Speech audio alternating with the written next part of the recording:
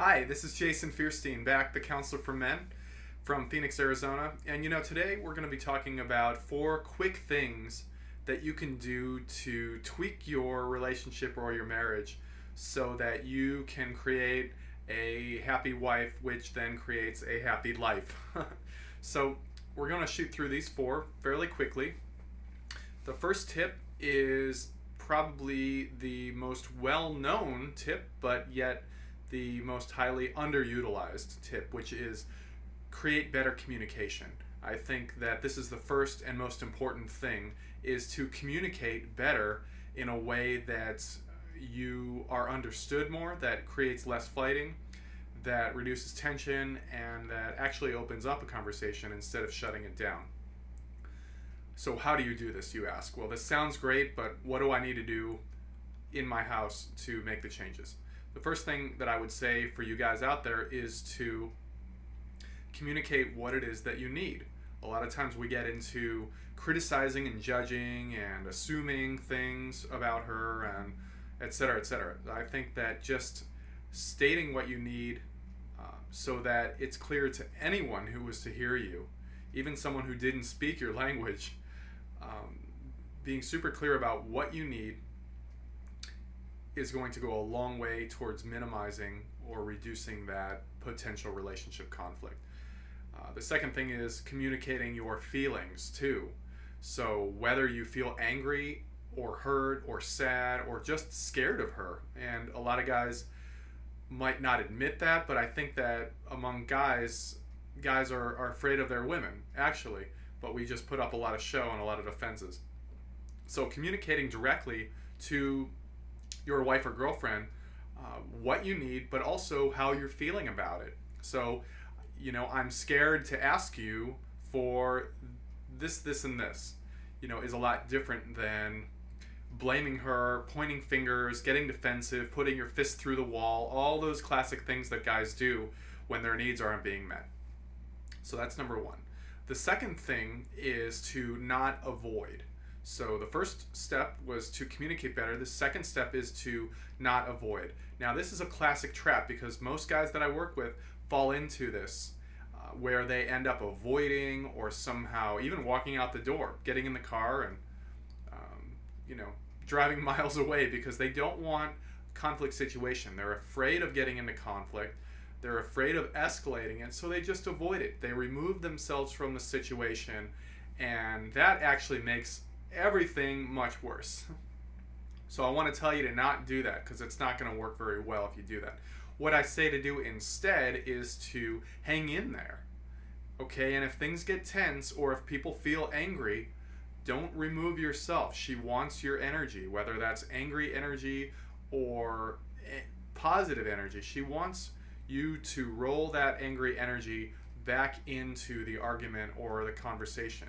It communicates to her that you care, that you are invested in the relationship by way of being invested in the conversation. So as opposed to avoiding it or plugging out, she is going to make up 1,000 stories about you and what you're doing and how that's a reflection about her and your love for her. So she may say to herself, well, he doesn't love me.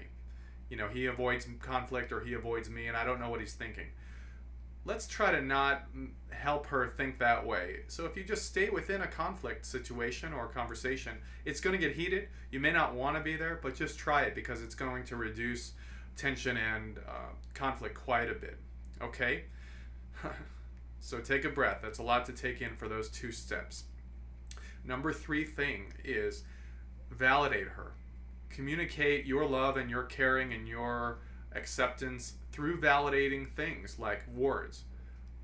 You look beautiful today. Or I think you're a great mom and I really appreciate all the work that you do as a wife. So verbal validation, telling her how good she is, telling her how much you care for her.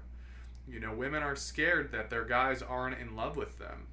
I think a lot of women deep down have a lot of insecurity about their guy loving them or being in love with them because love is very important for women and the expression of it is more important.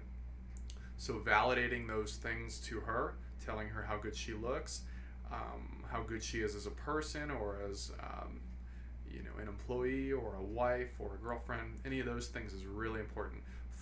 And then showing her validation in other ways, through the ways that guys do, through doing things for her, cleaning and cooking and validating in those ways. Again, not verbal and emotional validation, but nonetheless it's communicating to her that you care and that you're interested in her and that you care about the relationship.